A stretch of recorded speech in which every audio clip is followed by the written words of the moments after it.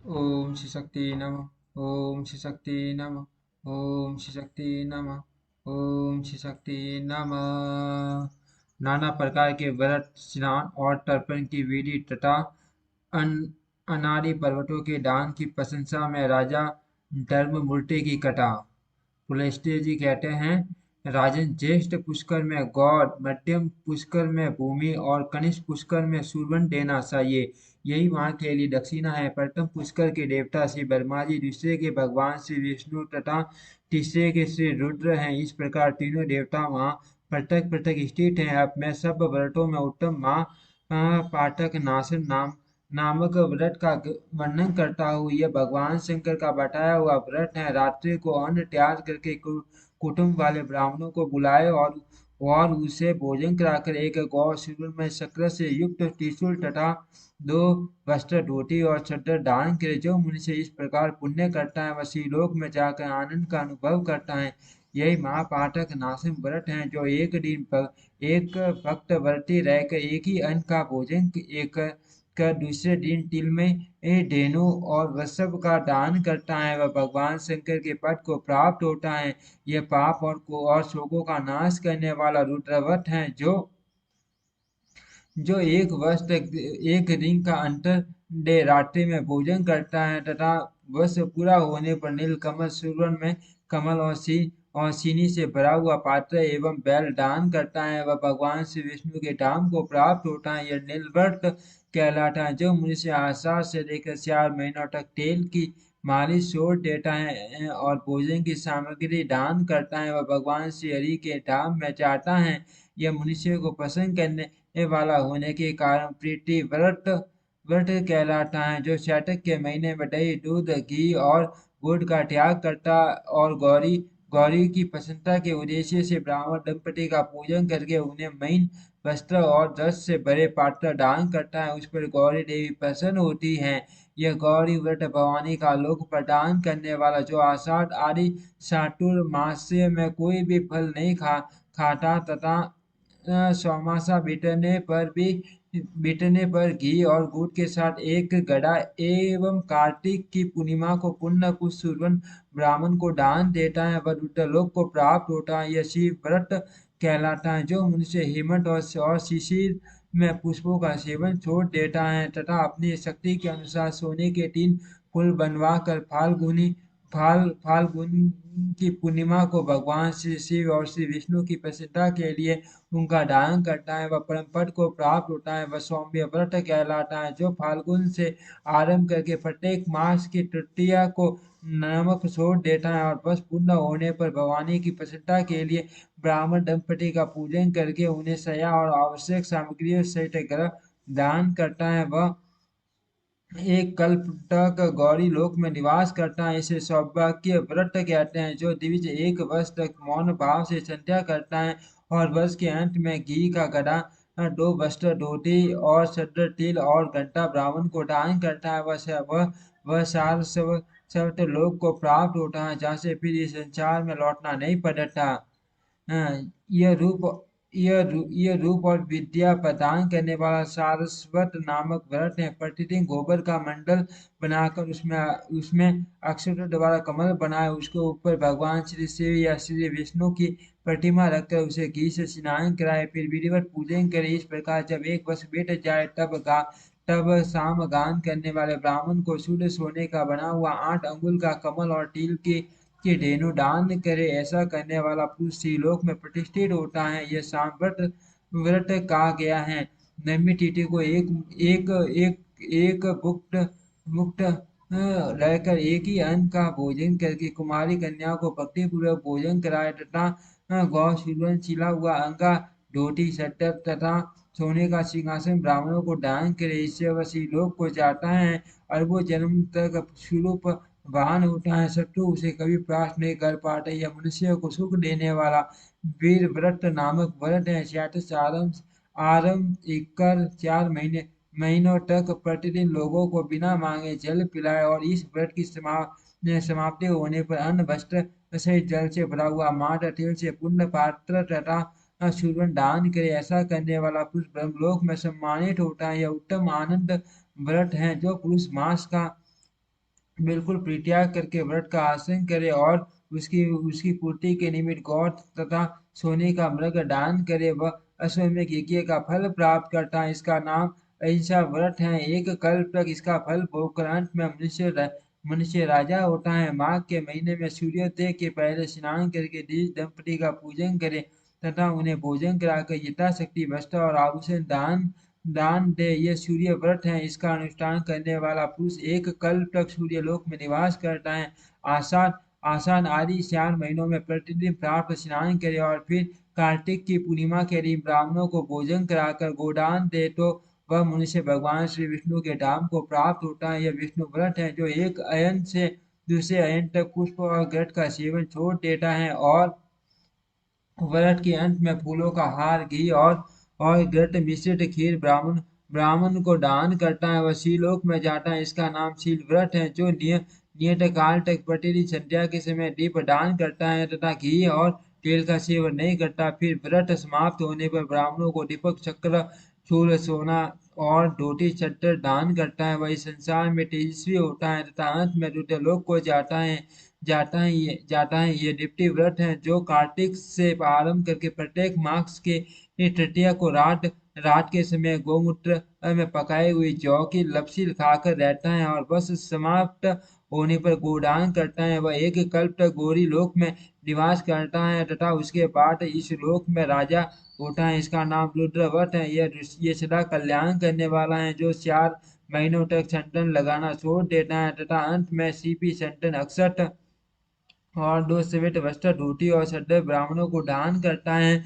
वह वरुण लोक में जाता है। यह टूटवट कहलाता है। सोने का ब्रह्मांड बनाकर उसे तिल की ढेरी में रखे तथा मैं मैं अहंकार रूपी तिल का दान करने वाला हूँ ऐसा भावना करके घी से अग्नि को तथा दक्षिणा से ब्राह्मणों को तप्त करे, फिर माला, वस्त्र तथा आभूषणों द्वारा ब्राह्मण का दंपति का पूजन करके विश्व विश्वमात्मा की विश्वात्मा की तृप्ति के उद्देश्य से किसी शुभ दिन को अपनी शक्ति के अनुसार 3 तोले से अधिक सोना तथा तिल सहित बरमान बर्मान ब्राह्मण को दान करे। ऐसा करने वाला पुरुष पुण्य जन्म से रहित ब्रह्मपद को प्राप्त होता है। इसका ब्रह्म व्रत है। यह मनुष्य को मोक्ष देने वाला जो 3 दिन केवल दूध पीकर रहता है और अपनी शक्ति के अनुसार एक तोले से अधिक सोने का कल्प वृक्ष बनाकर उसे एक शेष साल के साथ ब्राह्मण को दान करता है, वह भी ब्रह्म पद को प्राप्त होता है। यह कल्प वृक्ष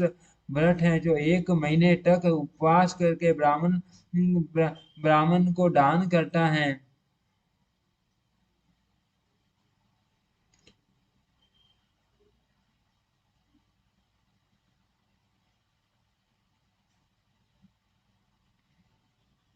जो तीन जो जो जो 3 दिन केवल दूध पीकर रहता है और फिर शक्ति के अनुसार एक तोले से अधिक के सोने का कल्पवृक्ष बनाकर उसे एक शेर साल के साथ ब्राह्मण को दान करता है, वह भी ब्रह्म पद को प्राप्त होता है। यह कल्प वृक्ष व्रत है जो 1 महीने तक उपवास करके ब्राह्मण को सुंदर गौ दान करता है, वह भगवान श्री विष्णु के धाम को प्राप्त होता है। इसका नाम भीम व्रत है जो 20 तोले से अधिक सोने की पृथ्वी बनाकर दान करता है और दिन भर दूध पीकर रहता है, वह रुद्रलोक में प्रतिष्ठित होता है। यह धनप्रद नामक व्रत है। यह 700 कल्पों तक अपना फल देता रहता है। माघ अथवा शैठ की तृतीया को गुड़ की गौ बनाकर दान करे।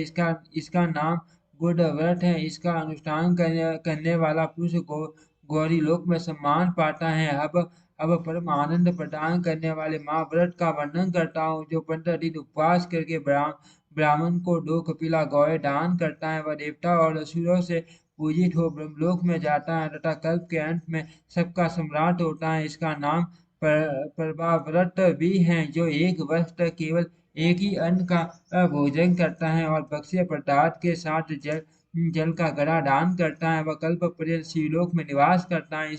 इसे प्राप्ति व्रत कहते हैं जो प्रत्येक अष्टमी को रात्रि में एक बार भोजन करता है और बस समाप्त होने पर दूध देने वाले गौ दान करता है। वह इंद्रलोक में जाता है। इसे सुगति व्रत कहते हैं जो वर्षा आदि 4 ऋतुओं में ब्राह्मण को ईंधन देता है और अंत में घी तथा गौ गौ का दान करता है वह परम ब्रह्म को प्राप्त होता है। यह सब पापों का नाश करने वाला वैश्वानर व्रत है जो एक वर्ष तक प्रतिदिन खीर खाकर रहता है और व्रत समाप्त होने पर ब्राह्मण को एक गाय और एक बैल दान करता है। वह एक कल्प तक लक्ष्मी लोक में निवास करता है। इसका नाम देवी व्रत है जो प्रत्येक सप्तमी को एक बार रात्रि में भोजन करता है और वर्ष समाप्त होने पर दूध देने वाली गौ दान करता है उसे सूर्यलोक की प्राप्ति होती है। यह भानु व्रत है जो प्रत्येक चतुर्थी को एक बार रात्रि में भोजन करता और वर्ष के इस अंत में सोने का हाथी दान करता है उसे शिवलोक की प्राप्ति होती है। यह वैनायक व्रत है जो सोमासेवर बड़े बड़े फलों का परित्याग करके कार्तिक में सोने के फल का दान करता है तथा हवन कराकर उसके अंत में ब्राह्मणों को गाय बैल देता है उसे सूर्यलोक की प्राप्ति होती है। यह सौर व्रत है जो 12 द्वादशियों को उपवास करके अपनी शक्ति के अनुसार गौ वस्त्र और सूर्यन के द्वारा ब्राह्मणों की पूजा करता है वह परम पद को प्राप्त होता है। यह विष्णु व्रत है जो प्रत्येक चतुर्दशी को एक बार रात में भोजन करता है। वर्ष की समाप्ति होने पर एक गाय और एक बैल दान करता है उसे रुद्रलोक की प्राप्ति होती है। इसे त्रैंबक व्रत कहते हैं जो 60 रात उपवास करके ब्राह्मणों को घी से भरा हुआ गधा दान करता है वह ब्रह्मलोक को प्राप्त होता है। इसका नाम वर व्रत है जो काशी जाकर दूध देने वाली गौ का दान करता है वह एक कल्प तक इंद्रलोक में निवास करता है। ये मित्र व्रत है जो एक वर्ष तक तांबुल का सेवन छोड़कर अंत में गोदान करता है वह वरुण लोक को जाता है। इसका नाम वारुण व्रत है जो सांडरायन व्रत करके सोने का चंद्रमा बनवाकर दान देता है उसे चंद्रलोक की प्राप्ति होती है। यह चंद्रव्रत कहलाता है जो ज्येष्ठ मास में पंचाग्नि तप कर अंत में अष्टमी या चतुर्दशी को सोने की गौ दान करता है वह स्वर्ग को जाता है। यह रुद्रव्रत कहलाता है जो प्रत्येक तृतीया को शिव मंदिर में जाकर एक बार हाथ जोड़ता है और बस पूर्ण होने पर दूध देने वाले गौ दान करता है उसे देवलोक की प्राप्ति होती है। इसका नाम भवानी व्रत है जो माघ भर गीला वस्त्र पहनता है और सौ सप्तमी को गोदान करता है वह कल्प पर्यंत स्वर्ग में निवास करके अंत में इस पृथ्वी पर राजा होता है।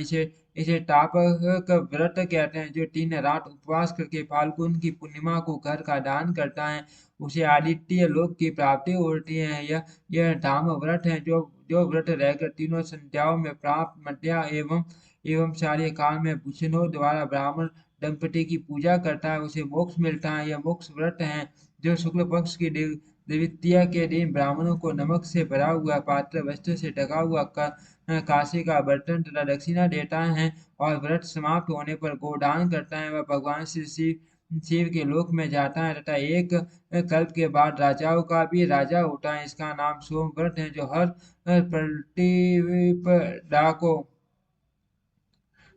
को एक ही अन्न का भोजन और वस्त्र समाप्त होने पर कमल का दान करता है वह वैश्वानर लोक में जाता है। इसे इसे अग्नि व्रत कहते हैं जो प्रत्येक दशमी को एक ही अन्न का भोजन और वह समाप्त होने पर 10 गौए तथा सोने का दीप दान करता है वह ब्रह्मांड का स्वामी होता है। इसका नाम विश्व व्रत है यह बड़े बड़े पाठकों का नाश करने वाला जो स्वयं कन्यादान करता है तथा दूसरे की कन्या का विवाह करा देता है वह अपनी 21 पीढ़ियों सहित ब्रह्मलोक में जाता है। कन्या दान से बढ़कर दूसरा कोई दान नहीं। विशेष पुष्कर में और वहां भी कार्तिक की पूर्णिमा को जो कन्या दान करेंगे उनका स्वर्ग में अक्षय वास होगा। जो मनुष्य जल में खड़े होकर तिल की पीठी के बने हुए हाथी को रत्नों से विभूषित करके ब्राह्मणों को दान देते हैं उन्हें इंद्रलोक की प्राप्ति होती है। जो भक्तिपूर्वक इन उत्तम व्रतों का वर्णन पढ़ता और सुनता है वह 100 मनवंतरों तक गंधर्वों का स्वामी होता है। स्नान के बिना न तो शरीर ही निर्मल होता है और न मन ही शुद्धि मन की ही शुद्धि होती है। मन की शुद्धि के लिए सबसे पहले स्नान का विधान है। घर में रखे हुए अथवा तुरंत के निकाले हुए जल से स्नान करना चाहिए। किसी जलाशय या नदी का स्नान सुलभ हो तो और उत्तम है। मंत्र बेटा विद्वान पुरुष को मूल मंत्र के द्वारा तीर्थ की कल्पना कर लेनी चाहिए। ओम नमो नारायणाय यह मूल मंत्र बताया गया है। पहले हाथ में कुश लेकर विधि पूर्वक आचमन करे तथा मन और इंद्रियों को संयम में रखते हुए बाल पीठे से पवित्र रहे। फिर चार हाथ का चौकोर मंडल बनाकर उसमें निम्नलिखित वाक्यों द्वारा भगवती गंगा का आह्वान करे। गंगे, आप भगवान श्री विष्णु के चरणों से प्रकट हुई हो। श्री विष्णु ही आपके देवता हैं, इसीलिए आपको वैष्णवी कहते हैं। देवी, आप जन्म से लेकर मृत्यु तक समस्त पापों से मेरी रक्षा करो।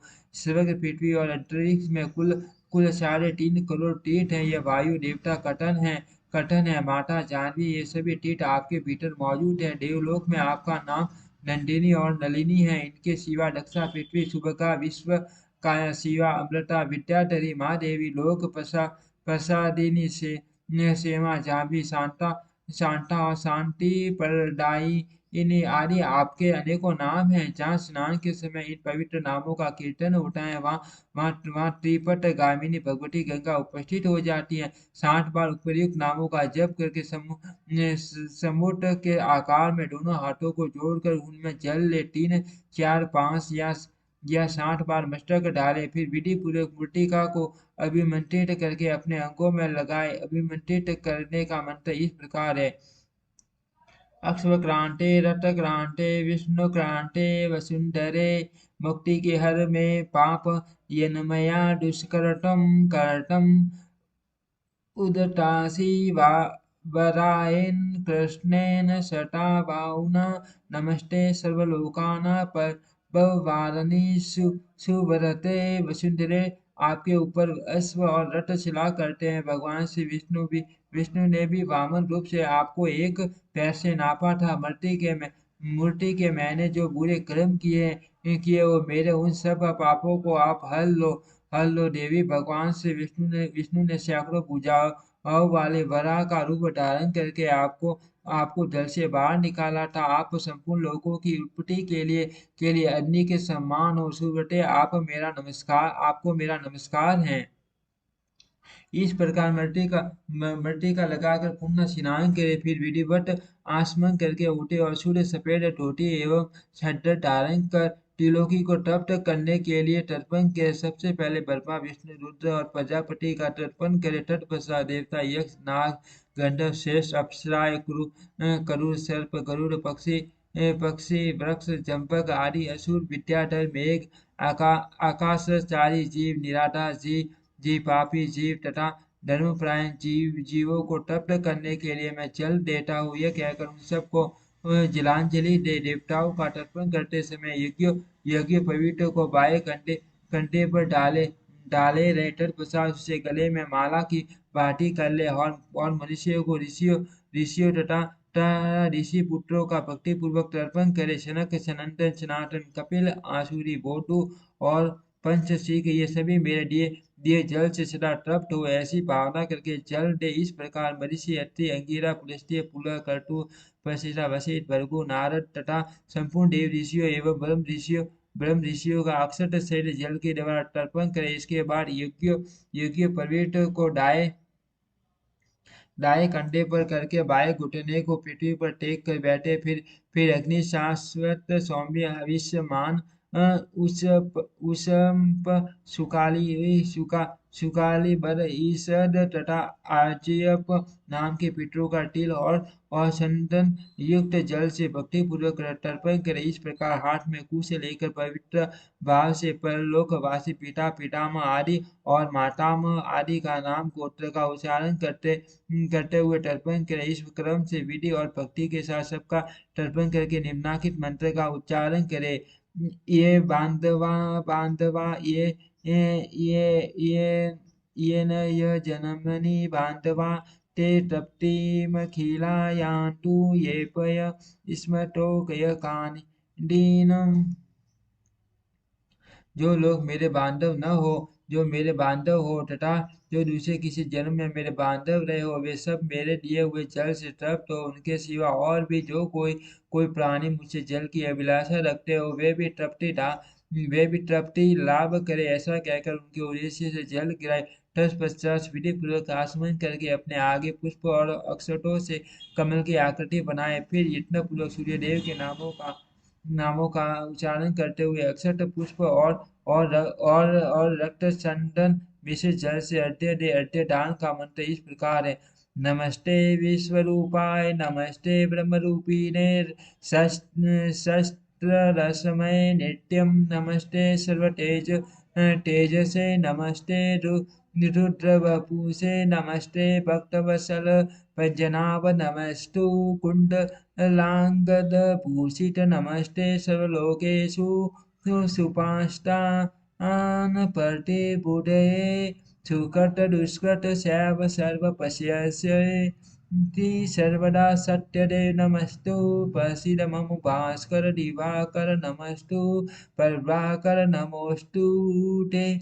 भगवान सूर्य आप विश्वरूप और ब्रह्म स्वरूप हैं। इन दोनों रूपों में आपको नमस्कार है। आप शस्त्रों किरणों से सुशोभित और सबके तेज रूप हैं। आपको सदा नमस्कार है। भक्त वत्सल रुद्र रूपधारी आप परमेश्वर को बारंबार नमस्कार है। कुंडल और अंगद आदि आभूषणों से विभूषित पंचनाभ आपको नमस्कार है। भगवान आप संपूर्ण लोगों के सोए हुए जीवों को जगाते हैं। आपको मेरा प्रणाम है। आप सदा सबके पाप पुण्य को देखा करते हैं। सत्यदेव आपको नमस्कार है। भास्कर मुझ पर प्रसन्न हुए। दिवाकर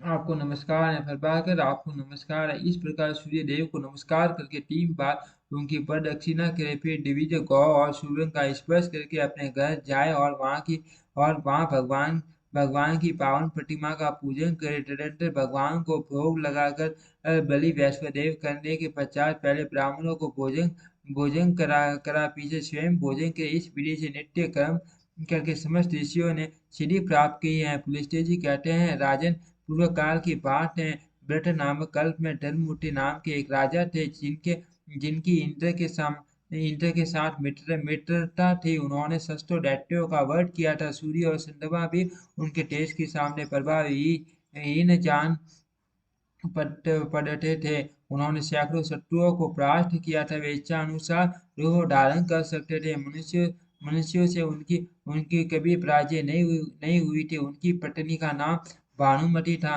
भानुमति वह त्रिभुवन में सबसे सुंदरी थी। उसने लक्ष्मी की भांति अपने रूप से देव सुंदरियों को भी मार कर दिया था। भानुमति राजा की पटरानी थी। वे उसे प्राणों से भी बढ़कर मानते थे। एक दिन राज्यसभा में बैठे हुए महाराज धर्ममूर्ति ने विष में विमुक्त हो अपने पुरोहित मुनिश्रेष्ठ वशिष्ठ को प्रणाम करके पूछा, भगवान किस धर्म के प्रभाव से मुझे सर्वोत्तम लक्ष्मी की प्राप्ति हुई है। मेरे शरीर में जो सदा उत्तम और विपुल तेज भरा रहता है, इसका क्या कारण है। वशिष्ठ जी ने कहा, राजन प्राचीन काल में एक लीलावती नाम की वेश्या थी जो सदा भगवान शंकर के भजन में तत्पर रहती थी। एक बार उसने पुष्कर में दसी को नमक का पाड़ बनाकर सोने की बनी देव प्रतिमा के साथ विधि पूर्वक दान किया था। सूर्य नाम का एक सुनार था जो लीलावती के घर में नौकर का काम करता था। उसी ने बड़ी श्रद्धा के साथ मुख्य मुख्य देवताओं की सुवर्णमयी प्रतिमाएं बनाई थी जो देखने में अत्यंत सुंदर तथा शोभा संपन्न थी। धर्म का काम समझकर उसने उन प्रतिमाओं के बनाने की मजदूरी नहीं ली थी। उस नमक के पर्वत पर जो सोने के वृक्ष लगाए गए थे, उन्हें उस सुनार की स्त्री ने टपाकर डेढ़ी पैमान बना दिया था। सुनार की पत्नी भी लीलावती के घर परिचारिका का काम करती थी। उन्होंने दोनों ने ब्राह्मणों की सेवा से लेकर सारा कार्य संपन्न किया था। तदनंतर दीर्घ काल के पश्चात लीलावती वेश्या सब पापों से मुक्त होकर शिव जी के धाम को चली गई तथा वह सुनार जो दरिद्र होने पर भी अत्यंत सात्विक था और जिसने वेश्या को मजदूरी नहीं ली थी, आप ही हैं। उसी पुण्य के प्रभाव से आप सातों दीपों के स्वामी तथा हजारों सूर्यों के समान तेजस्वी हुए। सुनार की भांति उसकी पत्नी ने भी सोने के वृक्षों और देव मूर्तियों को कांतिमान बनाया है। इसीलिए वही आपकी महारानी भानुमति हुई। प्रतिमाओं को जगमग बनाने के कारण महारानी का रूप अत्यंत सुंदर हुआ है और उसी पुण्य के प्रभाव से आप मनुष्य लोक में अपराजित हुए हैं तथा आपको आरोग्य और सौभाग्य से युक्त राज्य लक्ष्मी प्राप्त हुई है। इसीलिए आप ये विधि पूर्वक ढांढे पर्वत आदि 10 प्रकार के पर्वत बनाकर उनका दान कीजिए। पुलिस्त्य जी कहते हैं, राजा धर्ममूर्ति ने बहुत अच्छा कहकर वशिष्ठ जी के वचनों का आदर किया और अनाज आदि के पलट बनाकर उन सब का विधि पूर्वक दान दिया। तत्पश्चात वे देवताओं से पूजित होकर महादेव जी के परम धाम को चले गए। जो मनुष्य इस प्रसंग का भक्तिपूर्वक श्रवण करता है वह भी पाप रहित और स्वर्गलोक में जाता है। राजा अनादि पर्वतों के दान का पात्र मात्र करने से दुख सपनों का नाश हो जाता है। फिर जो इस पुष्कर क्षेत्र में शांत होकर सब प्रकार के पर्वतों का स्वयं दान करता है, उसको मिलने वाले फल का क्या वर्णन हो सकता है। ओम श्री शक्ति नमः। ओम श्री शक्ति नमः। ओम श्री शक्ति नमः।